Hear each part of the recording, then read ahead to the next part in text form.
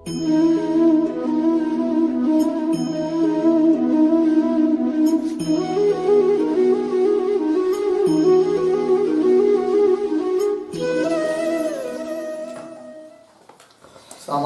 प्रकरण। समास प्रकरण में आज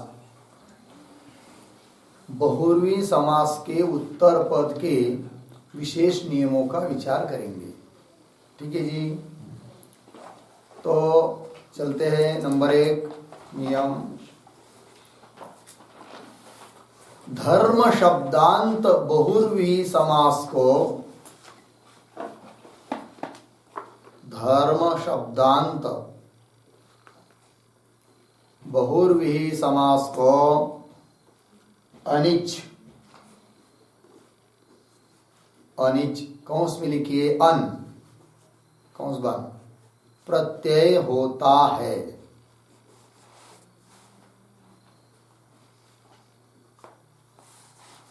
तब बहुव्रीहि में धर्म शब्द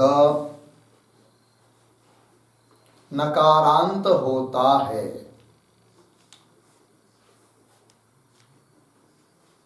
नकारांत होता है। ठीक। सूत्र, धर्मादनिच केवलात्, धर्मादनिच केवलात् 5-4-124, 5-4-124 सूत्र का नंबर। उदाहरण, दृष्टः धर्मः येन सः, दृष्टः धर्मः येन सः दृष्टधर्मा, दृष्टधर्मा। ठीक।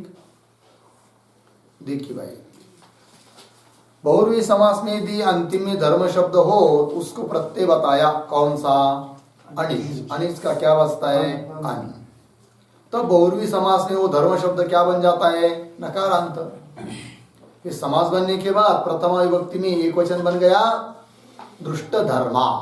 ठीक है ना जी। जैसे शर्मन का क्या बनता है, शर्मा। इस प्रकार दुष्ट धर्मा, देखा है धर्म जिसने, ऐसा उसका अर्थ है।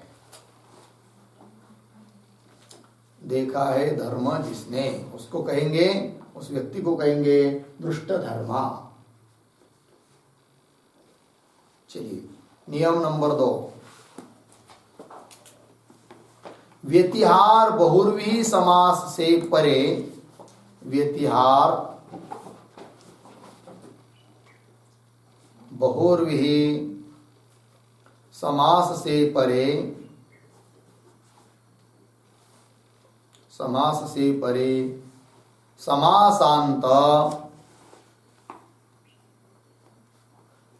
समासांत इच,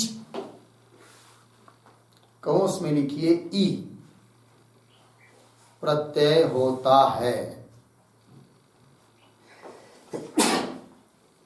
प्रत्यय होता है। और वह सामासिक शब्द,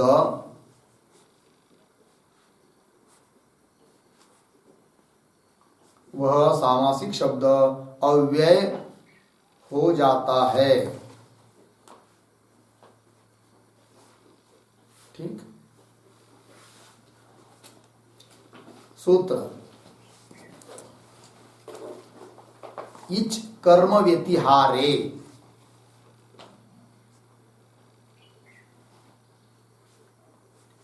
इच कर्म व्यतिहारे 5-4-127,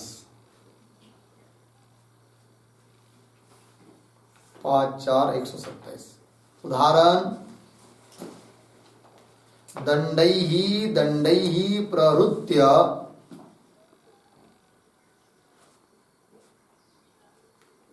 दंडैहि दंडैहि प्रहृत्य इदं युद्धं प्रवृत्तम्।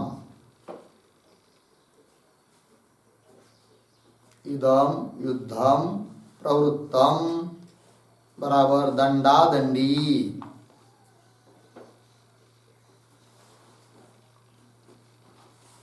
ठीक है जी। चलिए, वित्यार बहुर्वी समास है, इसलिए इच प्रत्यय हुआ और वो अव्यय बन गया दंडा दंडी। आगे नंबर 3, धनुष शब्दांत।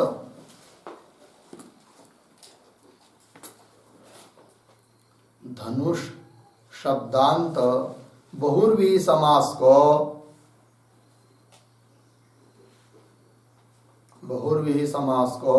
अनंग कौंस में लिखिए अन कौंस बन प्रत्यय होता है।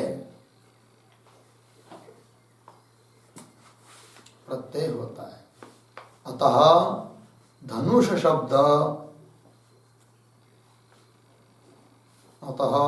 शब्द नकारांत होता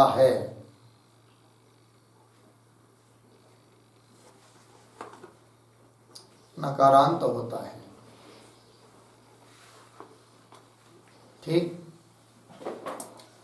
सूत्र धनुषश्च सूत्र है। धनुषश्च 5-4-132।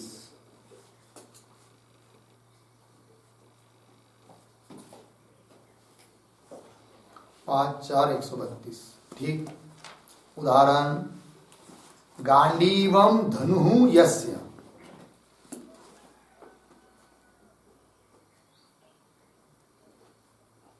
गांडीवम धनु यस्य सह गांडीव धन्वा। सह गांडीव धन्वा। ठीक है। चलिए, नियम नंबर 4, जाया शब्दांत बहुर्वी समास को जाया शब्दांत बहुर्वी समास को निंग कौंस में लिखिए नि आदेश होता है।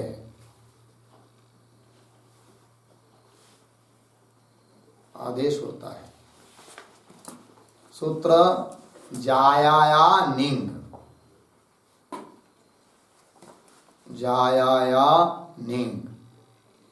5-4-134।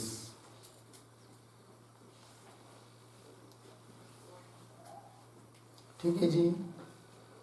उदाहरण, कौसल्या जाया यस्य। कौसल्या जाया यस्य सह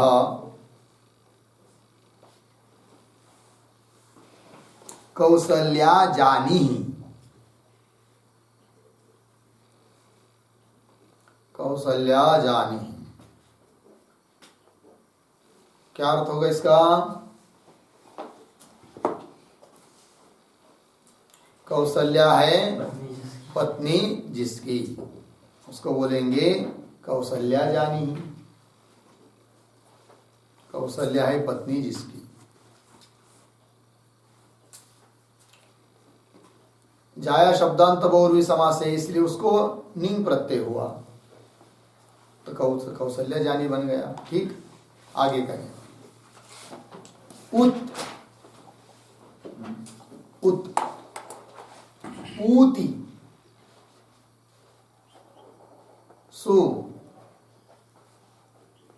सुरभि। शब्दों के परे गंध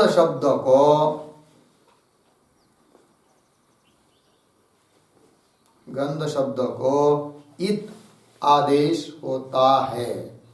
इत कौंस में लिखिए ई गंध शब्द को इत कौंस में ई आदेश होता है।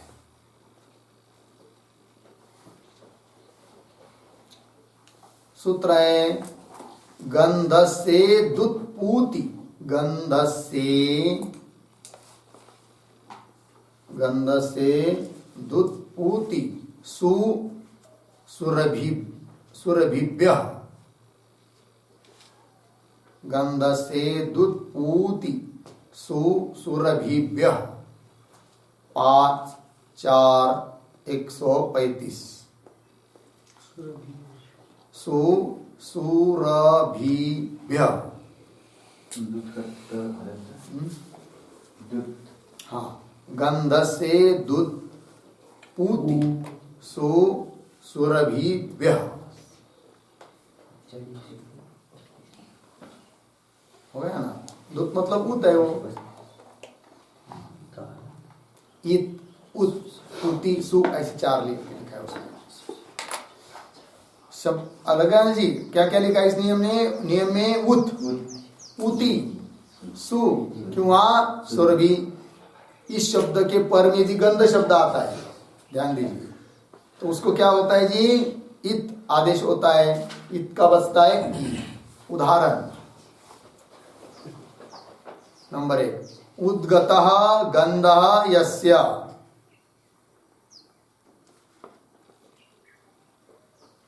उद्गतः गंधः यस्य सः उद्गंधी,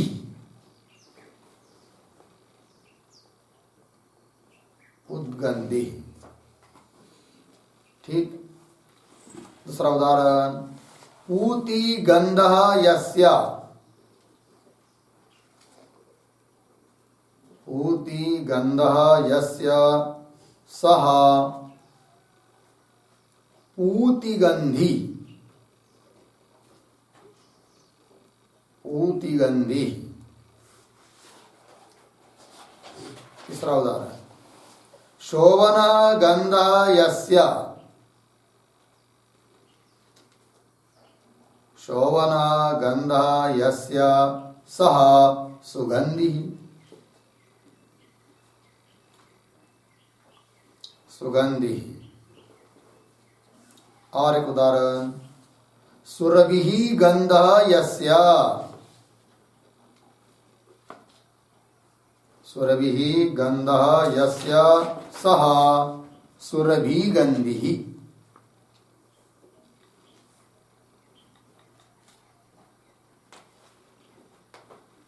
सः सुरभिगंधिः।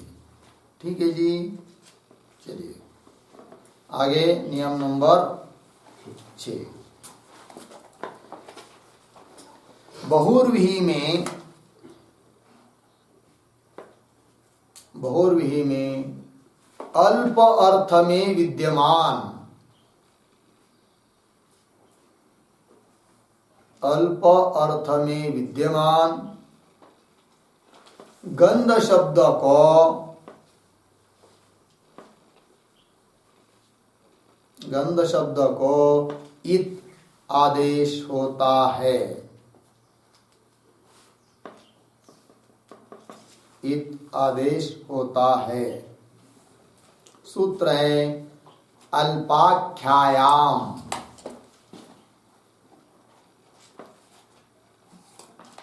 अल्पाख्यायाम 5-4-136।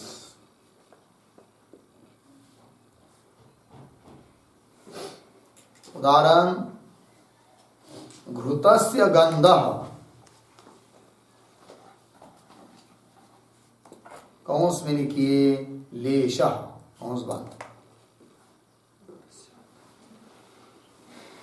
यस्मिन् तत् घृतगंधी, यस्मिन् तत् घृतगंधी। कौन? भोजनम।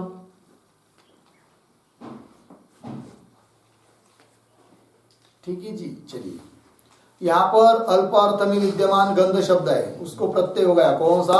इत। घृतस्य गंधः, गंध अर्थ गया लेश, लेश मतलब अल्प, जिसमें घृत मतलब घी, घी का जिसमें क्या है? अल्प मात्रा है। लेश भर है, ऐसा जो भोजन उसको क्या बोलेंगे? घृतगंधी भोजन। ठीक है, आगे नियम 7 नंबर का नियम। उपमान के परे,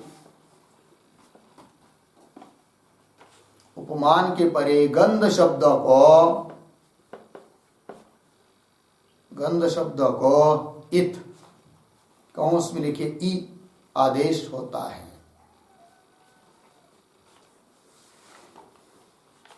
ई आदेश होता है। ठीक है जी। सूत्र है उपमानाच्च, उपमानाच्च 5-4-137।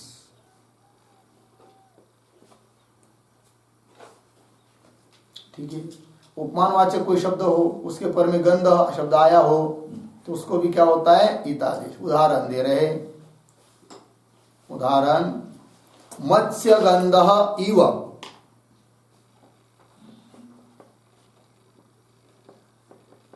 मत्स्य गंध इव गंध यस्याः, यस्याः सा मत्स्यगंधी,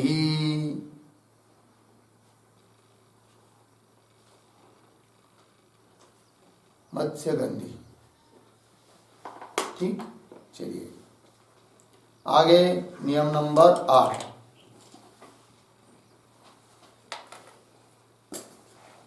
बहुर्वी समास में, बहुर्वी समास में संख्यावाचक शब्द,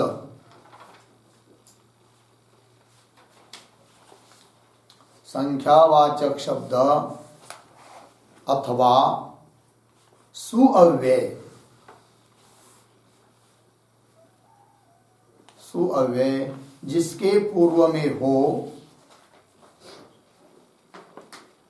जिसके पूर्व में हो ऐसे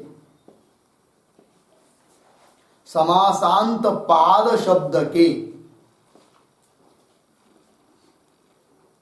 समासांत पाद शब्द के आकार का लोप होता है, आकार का लोप होता है।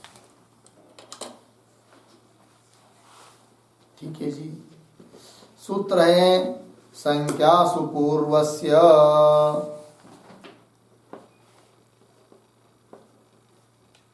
संख्यासु पूर्वस्य 5-4-140।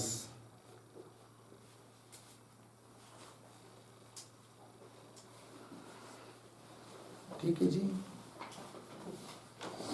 उदाहरण द्वौ पादौ यस्य, द्वौ पादौ यस्य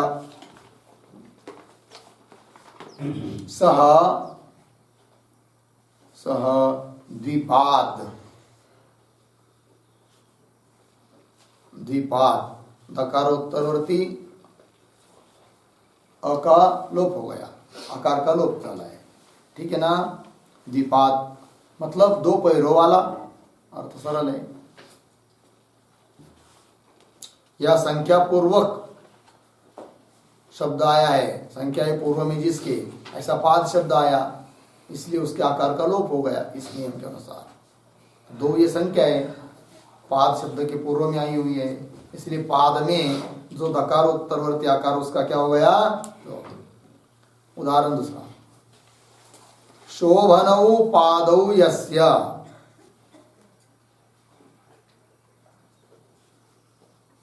शोभनौ पादौ यस्य सह सुपाद, सह सुपाद मतलब सुंदर पैरों वाला,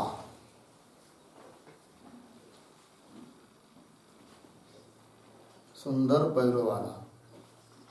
जिसके पैर सुंदर है उसको क्या कहेंगे? सुपाद। ठीक है। आगे नियम नंबर 9। बहुव्रीहि समास के अंत में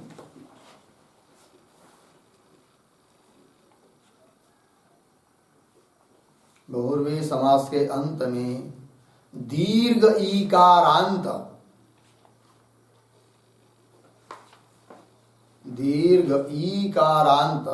स्त्रीलिंग शब्द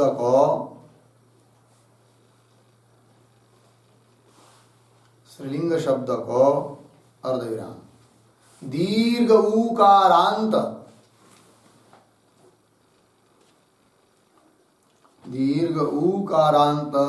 स्त्रीलिंग शब्द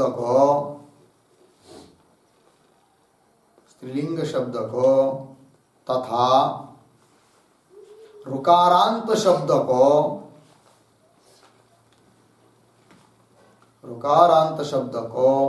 कप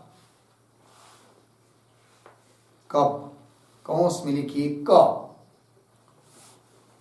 बंद प्रत्यय होता है।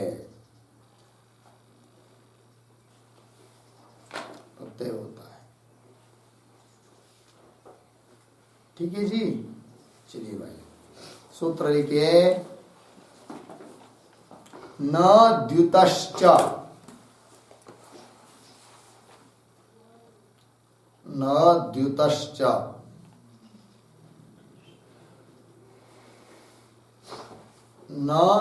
ध्रुतश्च ऊ नहीं है रू ये रू दिया है ना दियाला क्या क्या करना है रू न ध्रुतश्च ऐसा सूत्र है 5-4-153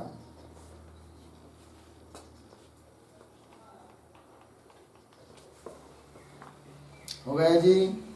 क्या अर्थ हुआ? बहुव्रीहि समास के अंत में समझ लीजिए दीर्घ इकारांत स्त्रीलिंगी शब्द है। क्यों हुआ? दीर्घ उकारांत स्त्रीलिंगी शब्द है। क्यों हुआ?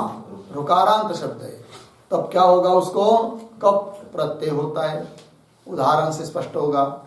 उदाहरण है नंबर 1 तीर्णा नदीयेन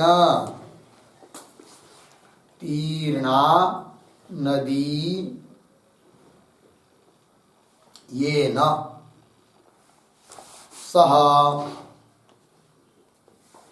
तीर्ण नदी का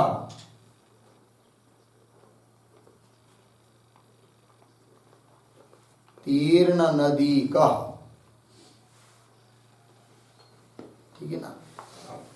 मतलब अर्थ क्या स्पष्ट है। जिसने नदी को पार कर लिया तीर्ण तैर के चला गया तो नदी शब्द है ना। तो दीर्घ इकार अंत स्त्रीलिंगी शब्द है इसलिए उसको कब प्रत्यय हो गया क। फिर सामासिक समास बनने के कारण प्रातिपदिक संज्ञा स्वादि प्रत्यय सु वगैरह तत्व विसर्ग तीर्ण नदी का। दूसरा उदाहरण दृष्टा वधूः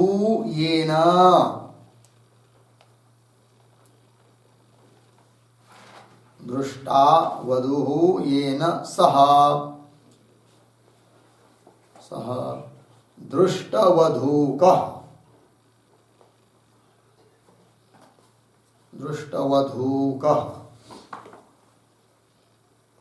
अर्थ क्या होगा?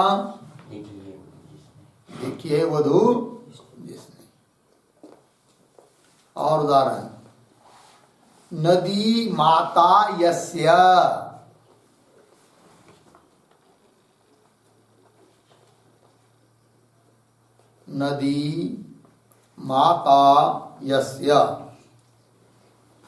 सह नदी मातृकः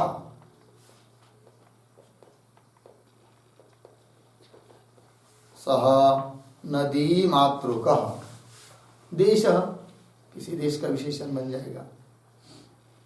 ऐसा देश कि जो नदी को अपनी माता मानता है तो नदी माता स नदी मातृकः देश हो गया।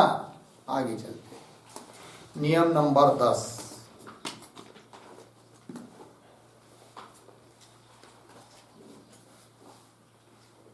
जिस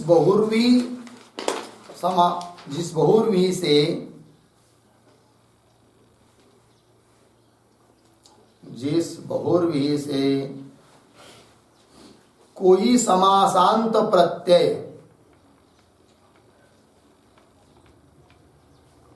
कोई समासांत प्रत्यय न कहा गया हो, न कहा गया हो तो उसे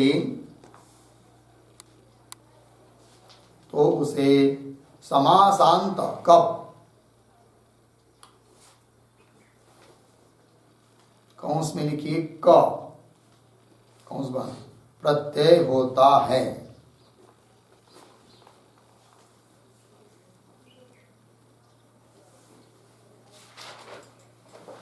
ठीक है जी। सूत्र शेषाद विभाषा,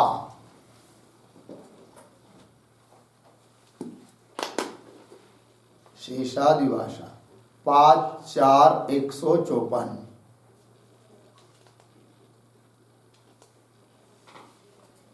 5-4-154। उदाहरण महत् यशो यस्य,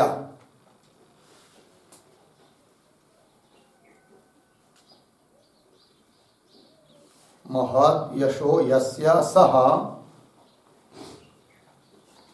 महायशस्कः,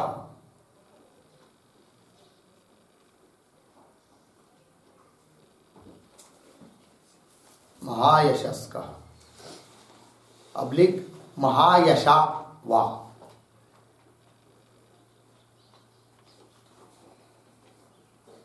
ठीक है जी। तो क्योंकि शेषादि भाषा से विकल्प से कब प्रत्यय हुआ है ना, जब हुआ तो महायशस्कः, नहीं हुआ तो महायशा, दोनों का अर्थ एक ही है। क्या अर्थ होगा? बड़े यश वाला, महायशस्वी। ठीक, बड़े यश वाला कि वह महायशस्वी। उदाहरण नंबर 2, अल्पम वयः यस्य,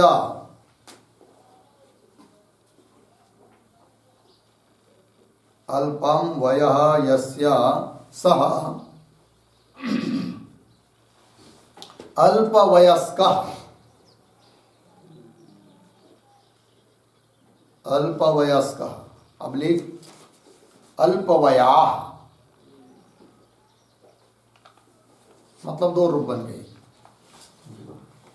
अल्पम वय यस्य स अल्पवयस्क, अल्प है वय इसका, यथा क्यों कब प्रत्यय नहीं हुआ तो अल्पवया, दूसरा हो गया ना। आगे उदाहरण तीसरा, कठोरम चेत यस्य,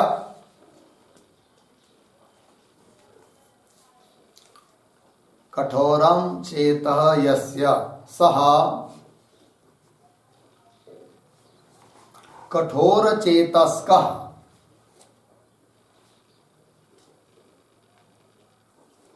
कठोर चेतस्कः क्यों कठोर चेता।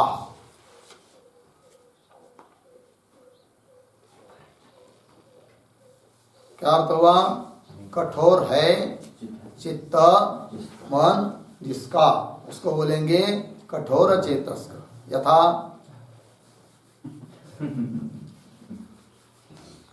लग गया जी, कठोर चेतस्क, कठोर चेता हो गया ना।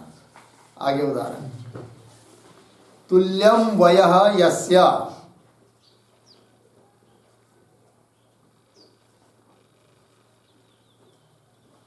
तुल्यम वयः यस्य सः तुल्यवयस्कः,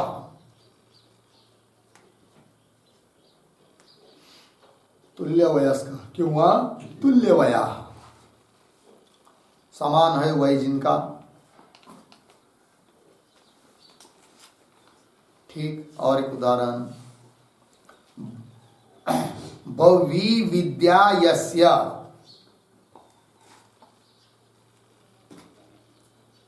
बह्वी विद्या यस्य सः बहुविद्यकः,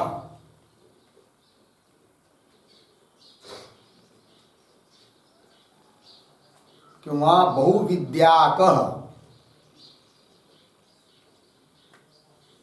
क्यों बहुविद्य, 3। बहुविद्याकः, बहुविद्यकः, बहुविद्याकः, बहुविद्या, तीनों का अर्थ एक ही है। बहुत है विद्या जिसकी, उसको बोलते हैं बहुविद्यकः। चलिए आगे का नियम, नियम नंबर 11।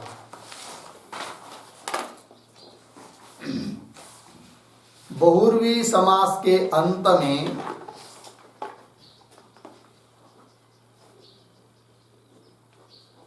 बहुव्रीहि समास के अंत में आकारांत स्त्रीलिंग शब्द को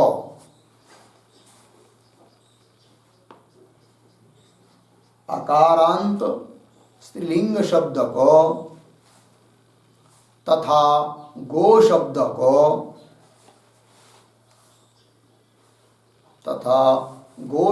को ह्रस्व आदेश होता है।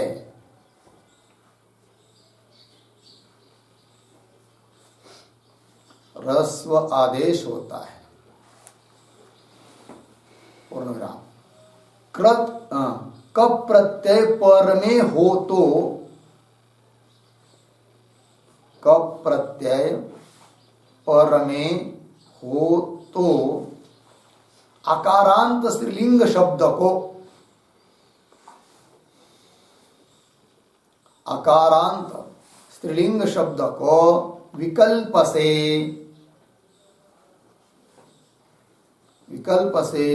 ह्रस्व आदेश होता है।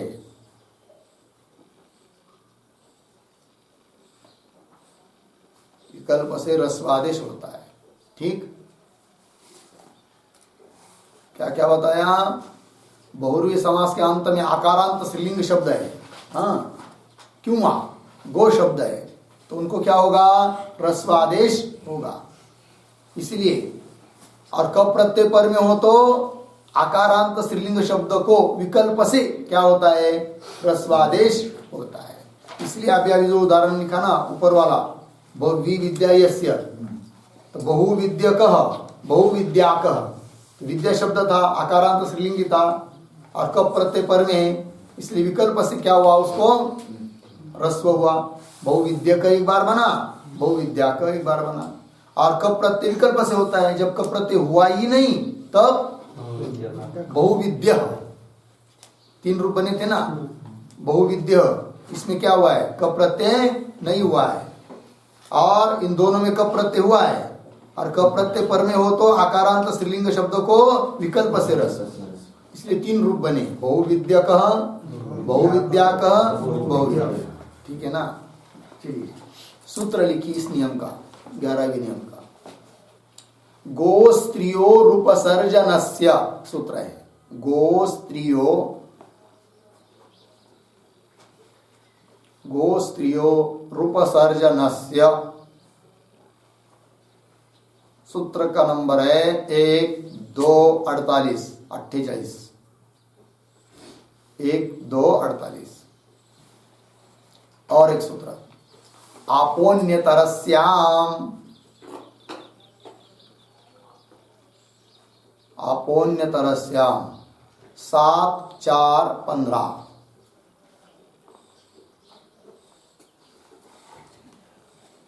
ठीक, उदाहरण, अधीता विद्यायेन, अधीता विद्यायेन सह अधीत विद्यः,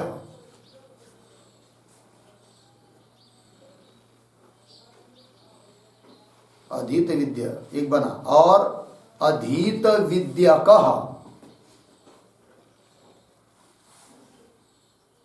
और अधीत विद्याकः, अधीत विद्याकः, तीनों का अर्थ एक ही है। अधीत विद्या, अधीत विद्यकः, अधीत विद्याकः। अधीत विद्या में क प्रत्यय नहीं हुआ, विकल्प से होता है क प्रत्यय। जब क प्रत्यय हुआ तो अधीत विद्या का, क्यों वहां अधीत विद्या का? स्त्रीलिंगी शब्द जो आकारांत है, कौन? विद्या, उसको विकल्प से क्या हुआ? ह्रस्व हो गया। इसी नियम से हो गया ना जी। अर्थ क्या हुआ? पढ़ लिया है विद्या जिसने। ठीक है ना जी। और उदाहरण लीजिए और एक, चित्रा गाव यस्य,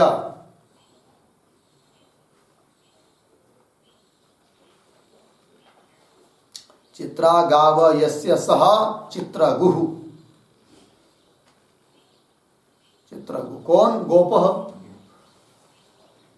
गाय का रक्षण करने वाला, पालन करने वाला। कोई ऐसा गोप होगा जिसको क्या कह सकते? चित्रगुः। किसको? जिसकी गाये चित्रा है। चित्रा मतलब अलग अलग रंग के रंगी बिरंगी गाय है जिसकी, उसको कहेंगे चित्रगुः। ठीक है। ये हो गए भाई बहुव्रीहि समास के उत्तर पद के विशेष नियम। ठीक है। अब आगे है द्वंद्व समास। शीर्षक देंगे द्वंद्व समास के उत्तर पद के विशेष नियम।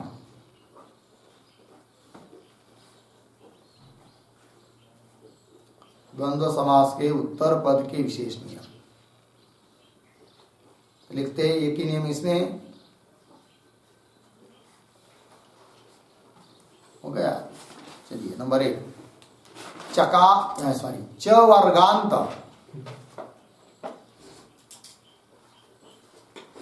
च वर्गांत अर्धविराम, दकारांत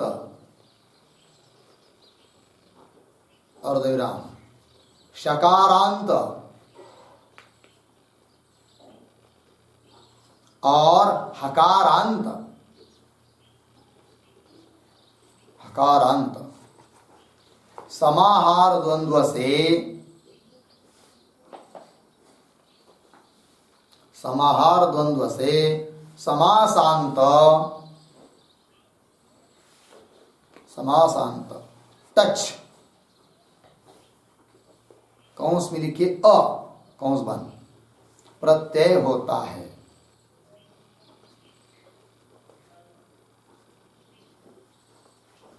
ठीक है जी। देखिए द्वंद्व समास है किंतु च वर्गांत है। च वर्ग मतलब च, छ, ज, झ, ञ, इनमें से कोई अंतिम है। क्यों? दकारांत द है अंतिम में, किंवा शकारांत श कौन सा? मूर्धन्य पोटपोड्या श, षटकोण का श, शकारांत। और हकारांत ह अंतिम है जिसके, ऐसा समार द्वंद्व समास होगा तो उसके पर में कौन सा प्रत्यय होगा? टच। टच का बचता है सूत्र लिखिए, द्वंद्वाच्युत समाहारे। द्वंद्वाच्युत, द्वंद्वाच्युत शहान्तात, श मूर्धन्य, शहान्तात समाहारे। 5-4-106। उदाहरण, वाक्च त्वक्च,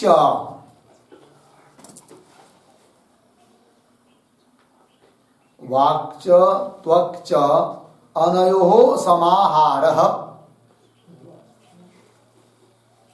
वाक्च त्वक्च अनयोः समाहारः वाक् त्वचम्, वाक् त्वचम्। ठीक। देखिए भाई, वाक् त्वच समाहार द्वंद्व समास है कि नहीं? द्वंद्व समास है। वाक् त्वच तो चकारांत है कि नहीं? इसलिए उसको टच प्रत्यय हुआ, टच का बचा अ, वाक् त्वच। फिर स्वादि प्रत्यय आकर नपुंसकलिंग वचन में वाक् त्वचम। अर्थ है वाणी और त्वचा का समुदाय।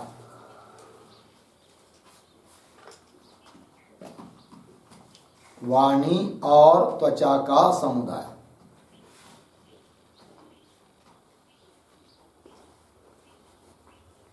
ठीक है जी।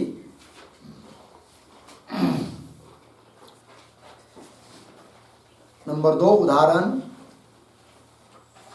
क्षत्रियाश्च वणिजश्च,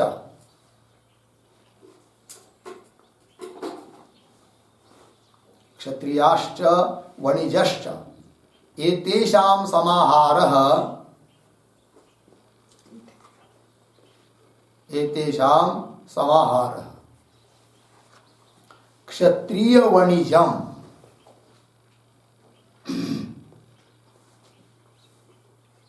क्षत्रिय वणिजम, ठीक, सामासिक शब्द बन गया क्षत्रिय वणिजम।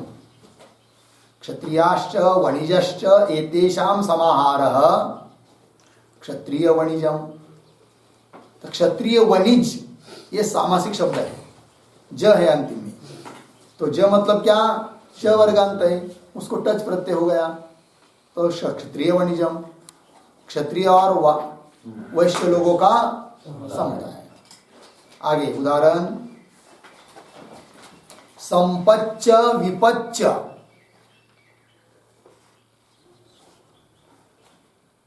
संपच्च विपच्च अनयोः समाहारः, अनयोः समाहारः संपद्विपदम, संपद्विपदम।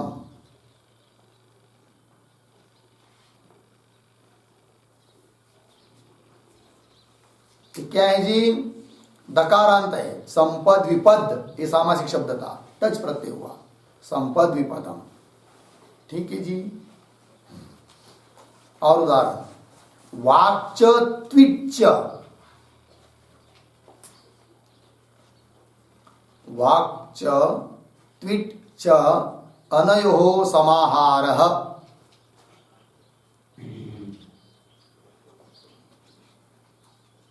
अनयोः समाहारः वाक्त्विषम, वाक्त्विषम। देखिए भाई शकारांत शब्द है, टच प्रत्यय हो गया, वाक्त्विषम। अर्थ क्या होगा, वाणी और कांति का समूह, वाणी और कांति का समूह।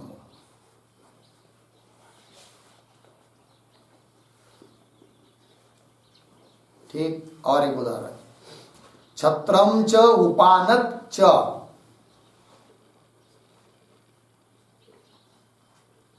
छत्रम च उपानत च अनयोः समाहारः, अनयोः समाहारः छत्रोपानहम्, छत्रोपानहम्। हकारांत है, टच प्रत्यय हो गया, अर्थ है छाते और जूते का समुदाय, छाते और जूते का समुदाय।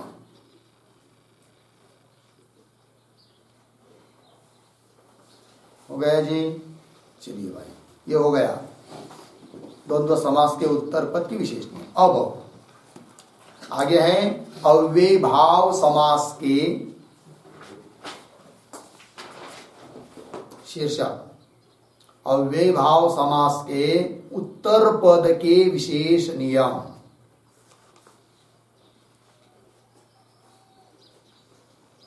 उत्तर पद के विशेष नियम,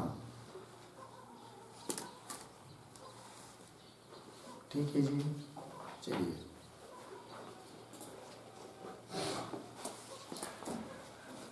एक टिप्पणी लिखिए, एक अव्यय भाव समास के सभी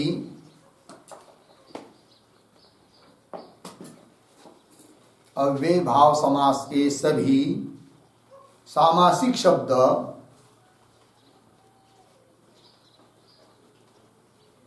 सभी सामासिक शब्द अव्यय होते हैं।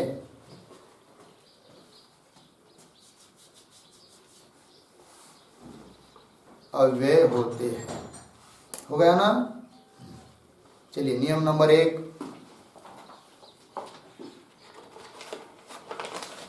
अव्यय भाव समास के अंत में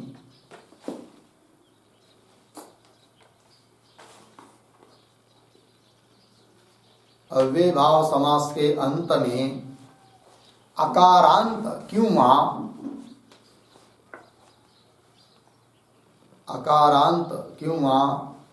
आकारांत शब्द हो तो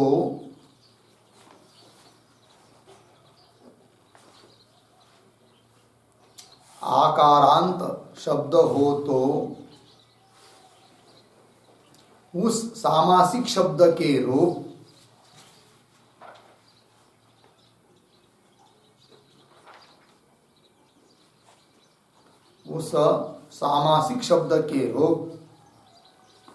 अकारांत नपुंसक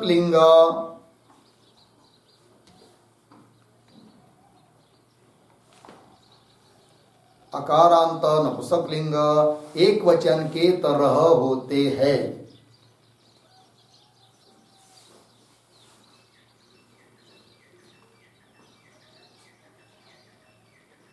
ठीक, नपुंसक लिंग एक वचन की तरह होते हैं।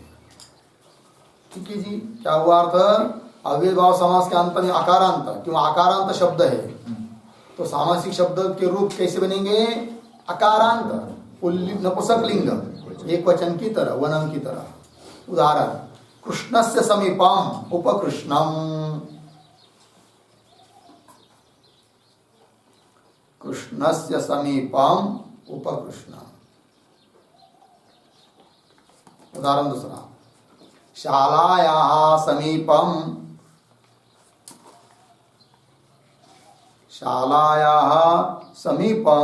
उपशालम।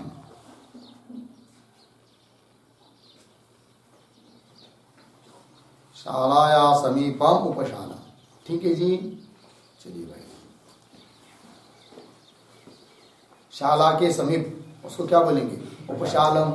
शाला शब्द आकारांत है ना, उसको भी क्या बन गया? अकारांत नपुंसक लिंग की तरह। अव्यय सब। नियम नंबर 2, उपकृष्णम कृष्ण के पास, उपशाला मतलब शाला के पास। ठीक। नियम नंबर 2, अव्यय भाव के अंत में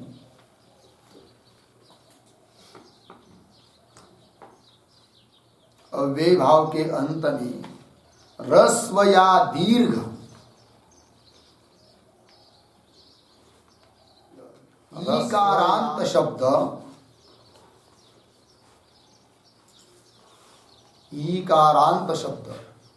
वारी शब्द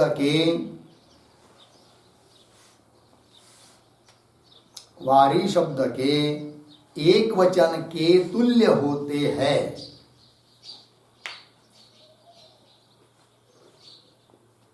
एक वचन के तुल्य होते हैं।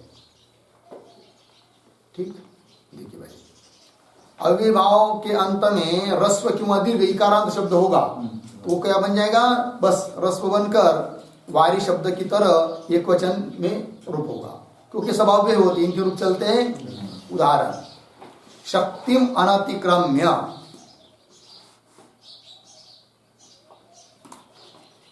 शक्तिम अनतिक्रम्य यथाशक्ति।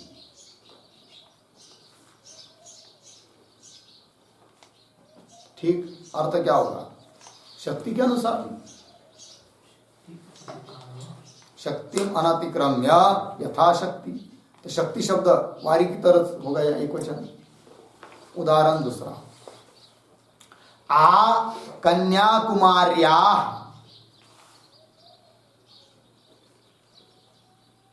आ कन्याकुमार्या बराबर आ कन्याकुमारी,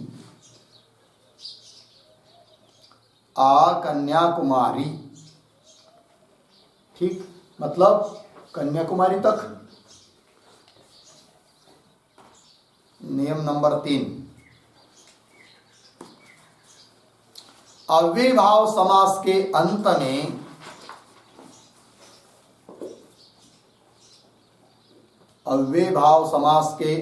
में ह्रस्व किंवा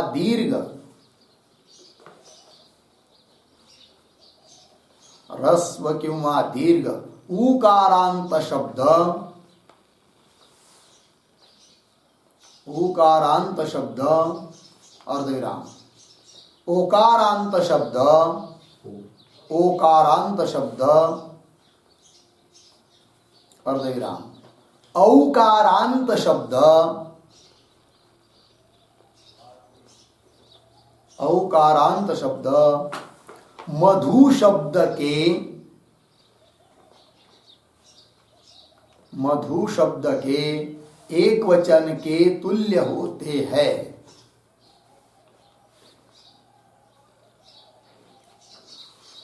एक वचन के तुल्य होते हैं। ठीक है जी। उदाहरण, वस्तूनाम अभावः,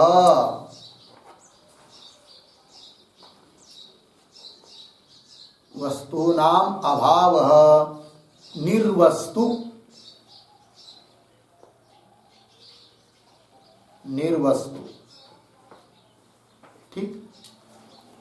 उदाहरण दूसरा, वधूम वधूम प्रति, वधु शब्द दीर्घ है, वधूम वधूम प्रति, प्रतिवधु, ये समास बन गया, ये अब्रस्व होगा, प्रतिवधु।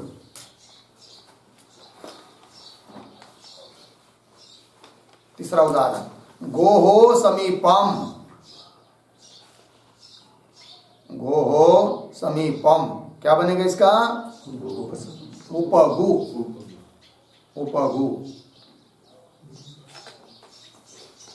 हो गया जी। चलिए नियम नंबर 4, अव्यय भाव में, अव्यय भाव में ऋकारांत शब्द, ऋकारांत शब्द अर्धविराम, ऋकारांत नपुंसक लिंग एक वचन के तुल्य होते हैं। ऋकारांत नपुंसक लिंग एक वचन के तुल्य होते हैं।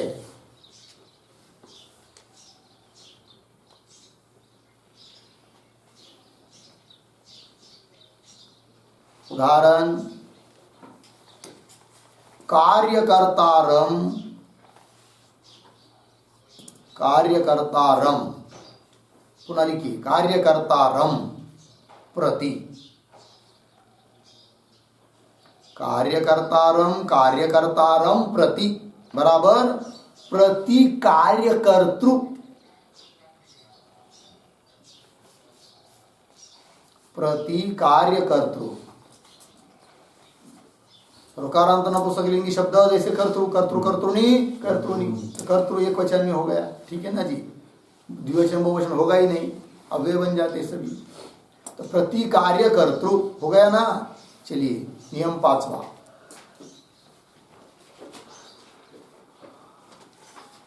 अव्यय भाव समास के अंत में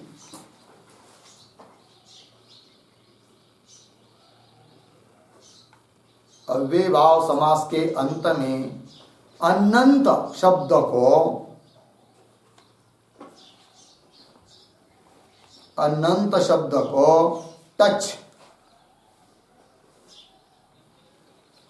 टच कौंस में लिखिए अ, कौंस बंद, प्रत्यय होता है, पूर्ण विराम। वह अनंत शब्द, वह अनंत शब्द नपुंसक होगा तो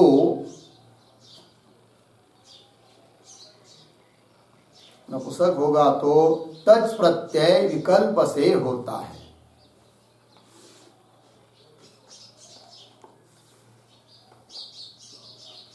टच प्रत्यय विकल्प से होता है, पूर्ण विराम। टच प्रत्ययांत अनंत,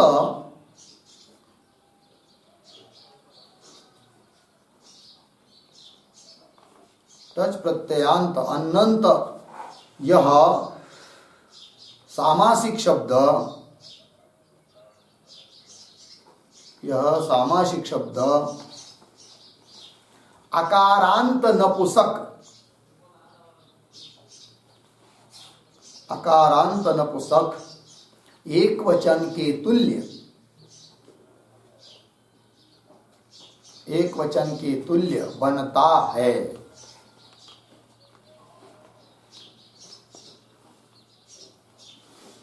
हो गया जी। देखिए भाई, अव्ययभाव समास है और उसके अंतिम में अनंत शब्द है तो उसको टच प्रत्यय होता है।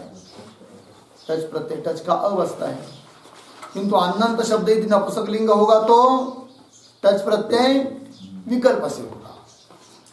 अब जब टच प्रत्यय हो जाता है तो टच प्रत्ययांत जो अनंत शब्द वो कैसा, आकार सामासिक शब्द आकारांत नपुंसक एक वचन के तुल्य बनता है। उदाहरण, आत्मनि इति,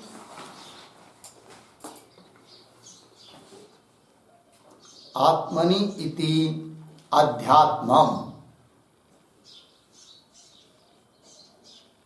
अध्यात्म। ठीक, तो अध्यात्म में क्या है जी, सामासिक शब्द है। आत्मन है, उसमें अनंत है, आत्मन है कि नहीं, अन है अंतिम जिसकी, टच प्रत्यय हो गया। और अकारांत नपुंसक की तरह, नपुंसक लिंग जो शब्द होता है वनम आदि, उसकी तरह एक वचन में बन गया अध्यात्म। सामासिक शब्द है, अव्ययभाव समास है, अव्यय है, रूप में चलेंगे। अध्यात्म का अर्थ क्या होगा जी, आत्मा में,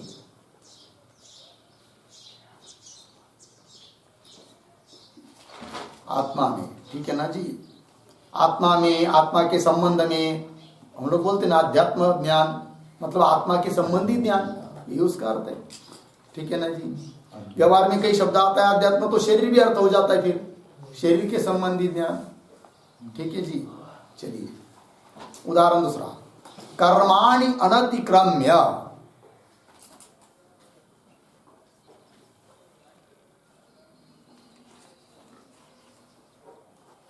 कर्माणि अनतिक्रम्य यथा कर्मम, किंवा यथा कर्म।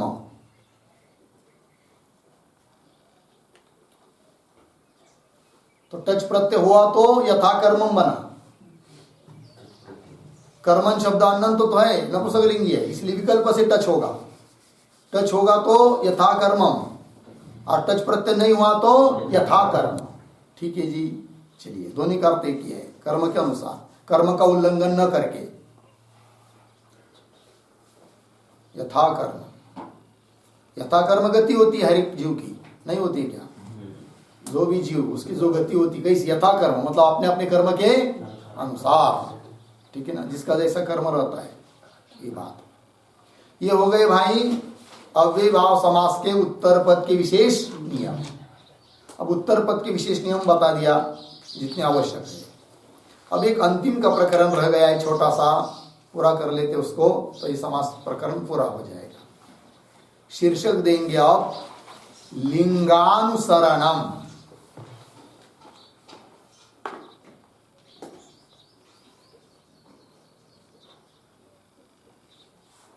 लिंगानुसरणम।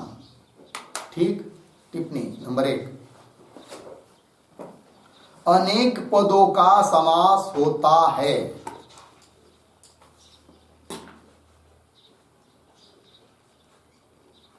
अनेक पदों का समास होता है और समास के प्रत्येक पद और समास में प्रत्येक पद, समास में, समास में प्रत्येक पद भिन्न लिंग वाले होते हैं, भिन्न लिंगों वाले होते हैं।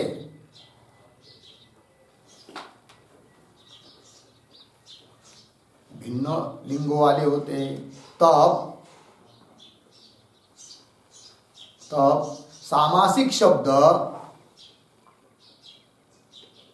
तब सामासिक शब्द किस लिंग में होगा, किस लिंग में होगा, यह निर्णय यहां करते हैं। यह निर्णय यहां करते हैं। ठीक है जी। इस प्रकरण का क्या करना है, इस प्रकरण में क्या बताना है, बात समझ में आई? देखिए भाई, समास हुआ तो अनेक पदों का होता है। अनेक मतलब एक से भिन्न, कम से कम दो तो रहती है, दो तीन भी हो सकते, चार भी हो सकते कभी कभी।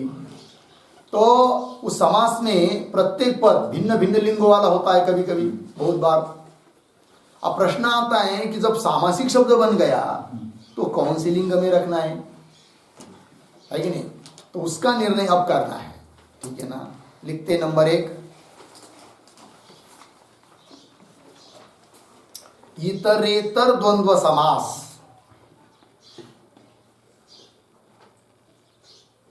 इतरेतर द्वंद्व समास तथा तत्पुरुष समास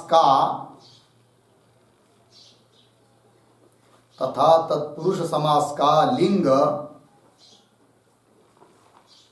तत्पुरुष समास का लिंग उस समास के उत्तर पद के, उस समास के उत्तर पद के लिंग के समान होता है।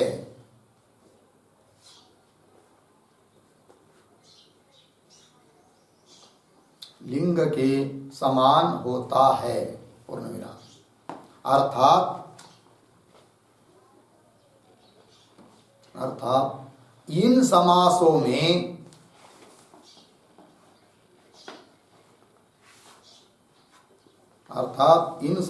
में उत्तर पद का जो लिंग होता है,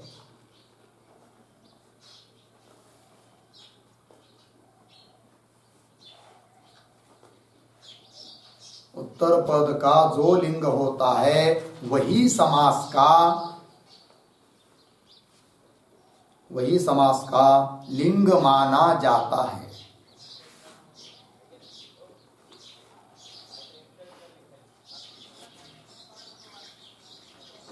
ठीक है, देखिए भाई, अर्थ दो समास लिया, इतरेतर द्वंद्व समास और तत्पुरुष समास का लिंग कौन सा होगा? उस समास में उत्तर पद का जो लिंग होता है ना, उत्तर पद यदि पुल्लिंग है तो सामासिक शब्द भी पुल्लिंग है, उत्तर पद स्त्रीलिंग है तो सामासिक शब्द स्त्रीलिंग है, उत्तर पद नपुंसक लिंग है तो सामासिक शब्द नपुंसक लिंग। लेकिन किस नियम के बारे में ये नियम? इतरेतर द्वंद्व समास और, अर्थात इन समासों में उत्तर पद का जो लिंग होता है वही समास का मतलब सामासिक शब्द का लिंग होता है, माना जाता है। सूत्र लिखिए, परवल लिंगम द्वंद्व तत्पुरुषयोः। परवल लिंगम द्वंद्व तत्पुरुषयोः। सूत्र का नंबर है 2426। 2426 हो गया ना। उदाहरण, वृषभश्च महिषी च, वृषभश्च महिषी च वृषभ महिष्यौ, वृषभ महिष्यौ। ठीक है ना जी। देखिए भाई, इतरेतर द्वंद्व समास है, इसमें दो पद है, वृषभ महिषी। वृषभ मतलब बैल, महिषी मतलब मसाड़, पता है क्या? भैंस। महिषी का मतलब क्या है? भैंस। वृषभ शब्द पुल्लिंग है और महिषी शब्द स्त्रीलिंग है। सामासिक पद बन गया वृषभ महिषी, है कि नहीं? द्विवचन हो गया क्योंकि द्वंद्व समास है, तो वृषभ महिष्य। यहाँ पर स्त्रीलिंग हुआ, क्यों? उत्तर पद महिषी स्त्रीलिंग है, इसलिए सामासिक पद का भी क्या हुआ? स्त्रीलिंग हुआ। ये नहीं कि पूर्व पद पुल्लिंग है तो पुल्लिंग कर दो, ऐसा। उदाहरण दूसरा, कुक्कुटः च मयूरी च, कुक्कुटः च मयूरी च,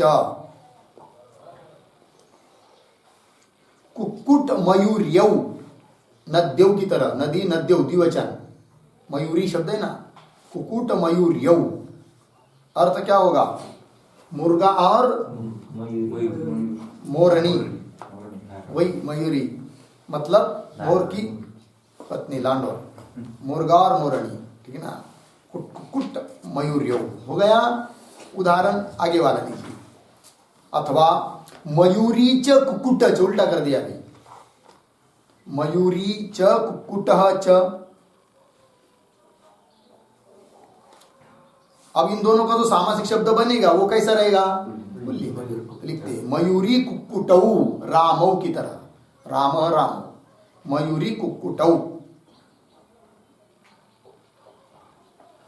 अर्थ है मोरनी और मुर्गा। ठीक, आगे का उदाहरण लीजिए, अर्धम विरामस्य,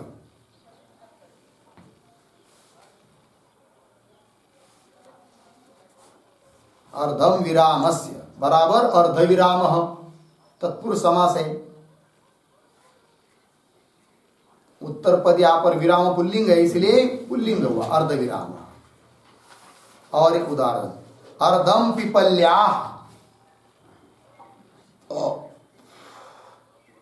अर्धम पिपल्या बराबर अर्ध पिप्पली। अर्ध पिपली, यहां पर उत्तर पद पिपली स्त्रीलिंग है, इसलिए अर्ध पिपली, पिपर का आधा, ठीक आधा भाग। यहां पर ये दो उदाहरण दिया ना, अर्धम विरामस्य, अर्ध विराम, अर्ध पिपली। अर्धम नपुंसकम सूत्र से तत्पुरुष समास हुआ है, गए है पीछे, अर्धम नपुंसकम सूत्र से तत्पुरुष समास हुआ है, या केवल लिंग का विचार चल रहा है। ठीक, नियम नंबर 2, दूसरा नियम लिखिए,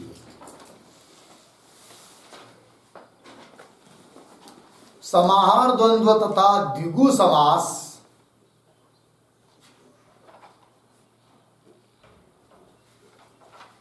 समाहार द्वंद्व तथा द्विगु समास नपुंसक होता है।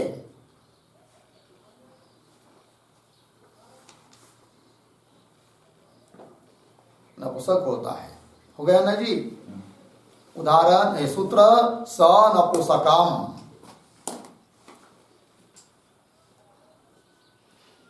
2-4-17, स नपुंसकम। देखिए भाई, और एक टिप्पणी लिखिए, टिप्पणी, द्विगु समास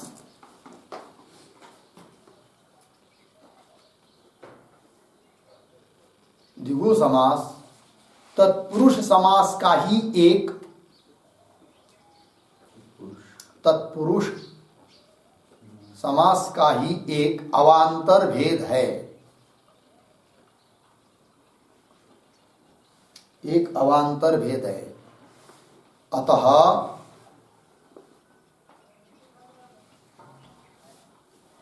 परवल्लिंगम द्वंद्व तत्पुरुषयोः सूत्र से परवल्लिंगम द्वंद्व तत्पुरुषयोः 2-4-26 सूत्र से द्विगु और द्वंद्व दोनों में, द्विगु और द्वंद्व दोनों में प्राप्त परवल्लिंगता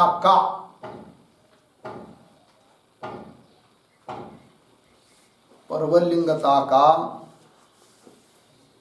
यह अपवाद है।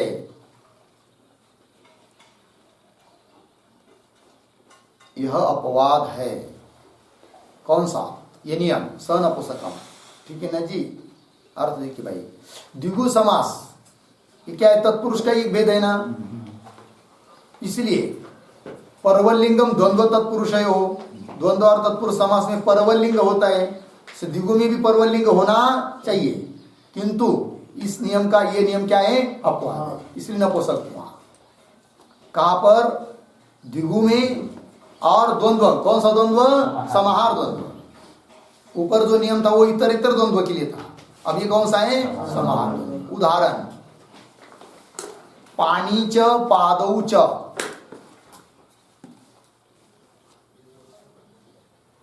पाणी च पादौ च एतेषां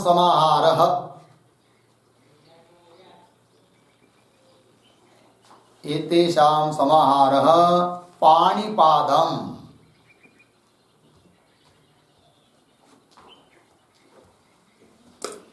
ठीक, समाहार द्वंद्व है तो नपुंसकलिंग हो गया पाणिपादम्। और एक उदाहरण, संज्ञा च परिभाषा च,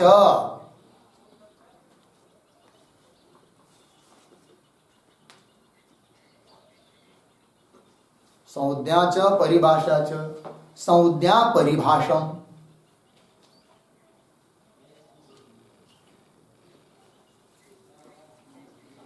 ठीक, और एक उदाहरण, पंचानाम गवाम समाहारः,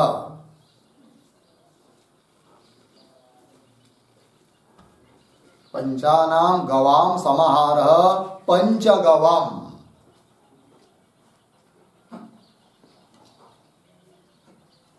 पंचगवम अर्थ है 5 गौ या बैलों का समूह।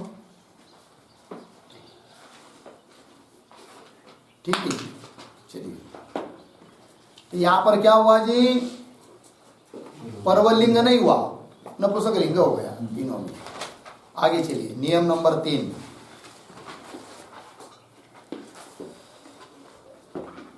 अकारांत उत्तर पद द्विगु समास, अकारांत उत्तर पद द्विगु समास,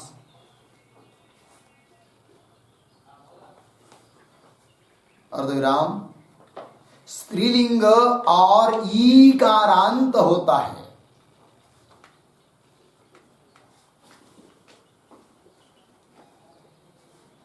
स्त्रीलिंग और ईकारांत होता है। ठीक है जी, कौंस में लिखिए, यह नियम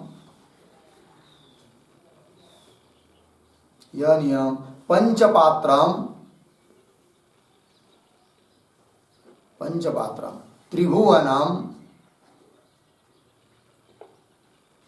त्रिभुवनम चतुर्युगम इत्यत्र नहीं लगता है।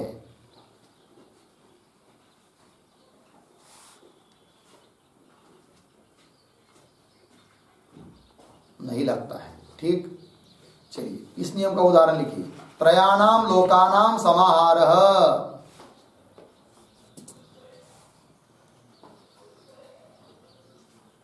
त्रयाणाम लोकानाम समाहारः त्रिलोकी।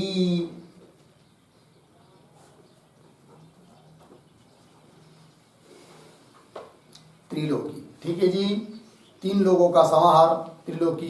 यहाँ पर आकारांत उत्तर पद द्विगु समास है, किंतु इस नियम के अनुसार स्त्रीलिंग इकारांत हो गया, त्रिलोकी हो गया जी।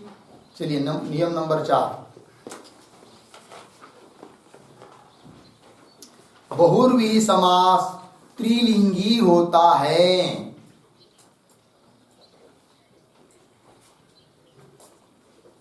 बहुव्रीहि समास त्रिलिंगी होता है।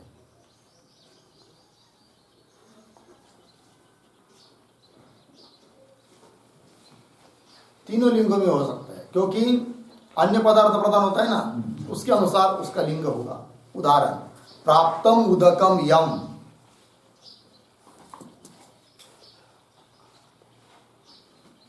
प्राप्तम उदकम यम सह प्राप्तोदकः,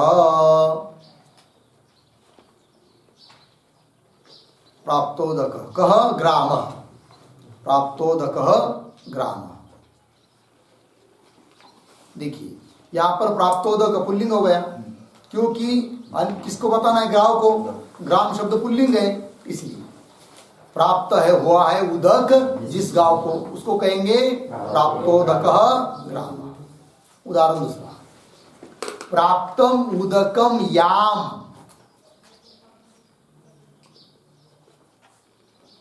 प्राप्तम उदकम याम सा प्राप्तोदका नगरी, सा प्राप्तोदका नगरी। नगरी शब्द स्त्रीलिंग है, इसलिए प्राप्तोदका स्त्रीलिंग है। और एक उदाहरण, प्राप्तम उदकम यत्, प्राप्तम उदकम यत् तत् प्राप्तोदकाम नगरम, प्राप्तोदकम नगरम।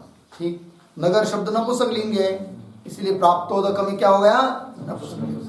ये तीनों जगह बहुव्रीहि समास है, तीनों लिंगों में है कि नहीं। अन्य पदार्थ जिस लिंग में रहेगा उसी के अनुसार इसका लिंग होता है। ठीक, अंतिम का नियम पांचवा, अव्ययीभाव समास अव्यय ही होता है।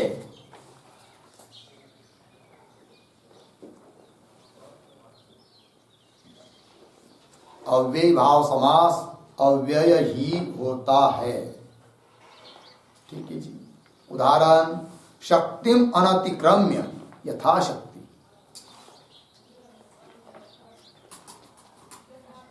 शक्तिम अनतिक्रम्य यथाशक्ति। हो गया जी। चलिए, इस प्रकार इस समास का चिंतन यहाँ पूरा होता है, समाप्त होता है। ठीक है जी, बस ठीक है। ओम पूर्णमदः पूर्णमिदं पूर्णात् पूर्णमुदच्यते पूर्णस्य पूर्णमादाय पूर्णमेवावशिष्यते। ओम शांति शांति शांति।